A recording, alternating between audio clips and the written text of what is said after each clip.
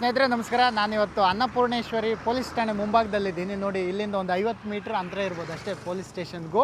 ಇಲ್ಲೊಂದು ರೋಡ್ ಇದೆ ನೋಡಿ, ಯಾವ ರೀತಿ ಇದೆ ಅಂತ ನಾನು ತೋರಿಸ್ತೀನಿ. ಬನ್ನಿ, ಹತ್ತಿರ ಬನ್ನಿ. ಈ ರೀತಿ ಇದ್ದರೆ ಇಲ್ಲಿ ಜನರು ಹೇಗೆ ತಾನೇ ಓಡಾಡೋಕ್ಕೆ ಸಾಧ್ಯ ಹೇಳಿ? ಇದು ಯಾವ ರೀತಿ ವ್ಯವಸ್ಥೆ ಮಾಡಿಕೊಟ್ಟಿದ್ದಾರೆ ನೋಡಿ ನಮ್ಮ ಜನರು ಇಲ್ಲಿ ಓಡಾಡುವಂಥವ್ರು. ಈ ರೀತಿ ಆದರೆ ಹೇಗೆ? ಇನ್ನೊಂದು ಈ ಸಮಸ್ಯೆ ವಿರುದ್ಧ ನಾನು ಯಾಕೆ ಹೇಳ್ತಾ ಇದ್ದೀನಿ ಅಂದರೆ ಪದೇ ಪದೇ ಸಾಕಷ್ಟು ಸ್ಕೂಲ್ಗಳು ವ್ಯಾನ್ಗಳು ಇಲ್ಲೇ ಓಡಾಡ್ತಾ ಇರ್ತವೆ, ಸಾರ್ವಜನಿಕರು ಓಡಾಡ್ತಾನೆ ಇರ್ತಾರೆ. ಇವಾಗೇನೋ ನಾವು 2 ದಿನದ ಹಿಂದೆ ಕಲ್ಲು ಮುಚ್ಚಿದ್ದೀವಿ, ನಮ್ಮ ತಂಡ ಎಲ್ಲ ಬಂದು ವಿಸಿಟ್ ಮಾಡಿ ಕಲ್ಲು ಮುಚ್ಚಿ ಹೋಗಿದ್ದೀವಿ.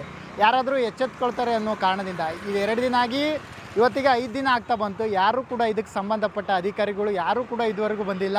BBMP ಅವರು ನೋಡಿಲ್ಲ, GB ಅವರು ಕೂಡ ಇದ್ರ ಬಗ್ಗೆ ಗಮನ ಹರಿಸ್ತಾ ಇಲ್ಲ. ಇದರಿಂದ ಜನರಿಗೆ ಏನು ಸಮಸ್ಯೆ ಆಗ್ತಿದೆ ಅನ್ನುವಂಥದ್ದು ನಾನು ಹೇಳ್ತೀನಿ. ಇವಾಗೇನೋ ಕಲ್ಲು ಮುಚ್ಚಿದ್ದೀವಿ, ಓಕೆ. ಕಲ್ಲು ಮುಚ್ಚಿ ಆದ ನಂತರ ಮಳೆ ಬಂದಾಗ ಹೇಗೆ ತಾನೇ ಇಲ್ಲಿ ಓಡಾಡೋಕ್ಕೆ ಸಾಧ್ಯ? ಇದು ಹೊಂಡ ಇದೆ ಅಂತ ಯಾರಿಗೆ ತಾನೇ ಗೊತ್ತಾಗುತ್ತೆ ಮಳೆ ನೀರು ಬಂದಾಗ ಅಲ್ವಾ? ಈ ಹೊಂಡದಲ್ಲಿ ಯಾರಾದರೂ ಬಿದ್ದು ಸತ್ತರೆ ಯಾರು ಜವಾಬ್ದಾರಿ?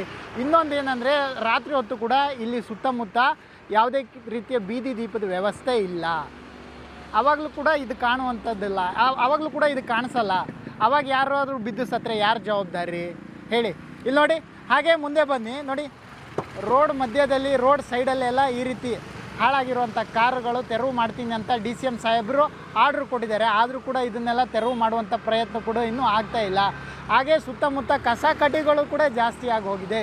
ಇಷ್ಟೆಲ್ಲ ಸಮಸ್ಯೆ ಇದ್ದರೂ ಕೂಡ ಇದಕ್ಕೆ ಸಂಬಂಧಪಟ್ಟ ಅಧಿಕಾರಿಗಳು ಯಾರೂ ಕೂಡ ಇದ್ರ ಬಗ್ಗೆ ಗಮನನೇ ಹರಿಸ್ಕೊಳ್ಳ. ಜನರು ಏನು ಬೇಕಾದ್ರೂ ಸತ್ಕೊಂಡು ಹೋಗಲಿ, ನಮ್ಮ ಪಾಡಿಗೆ ನಾವು ಇರ್ತೀವಿ ಅನ್ನುವಂಥದ್ದು.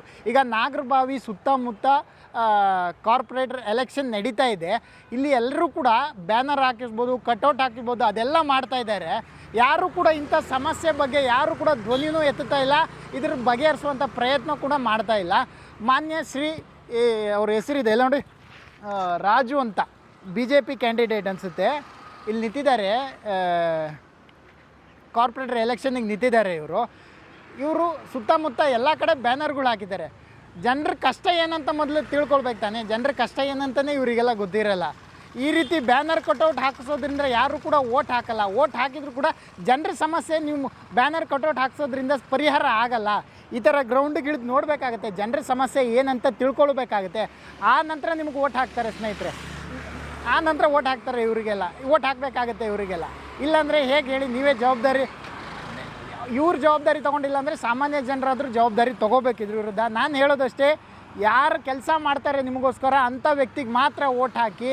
ಯಾರು ನಿಮಗೆ ಕೆಲಸ ಮಾಡಲ್ಲ ಅಂಥ ವ್ಯಕ್ತಿಗೆ ದಯವಿಟ್ಟು ನೀವು ಯಾರೇ ಓಟ್ ಆಗಲಿ ಓಟ್ ಹಾಕೋಕ್ಕೆ ಹೋಗಬೇಡಿ. ನಿಜವಾಗ್ಲೂ ನೀವು ಕಾರ್ಪೊರೇಟರ್ ಎಲೆಕ್ಷನ್ನಿಗೆ ನಿಂತಿದ್ದೀರಾ, ಜನರ ಸೇವೆ ಮಾಡಬೇಕು ನಿಮಗೆ ಅನಿಸ್ತಾ ಇದ್ದರೆ ದಯವಿಟ್ಟು ಒಂದು ಸಾರಿ ಬಂದು ವಿಸಿಟ್ ಮಾಡಿ, ಇದರ ಸಮಸ್ಯೆನ ಬಗೆಹರಿಸುವಂಥ ಪ್ರಯತ್ನ ಮಾಡಿ.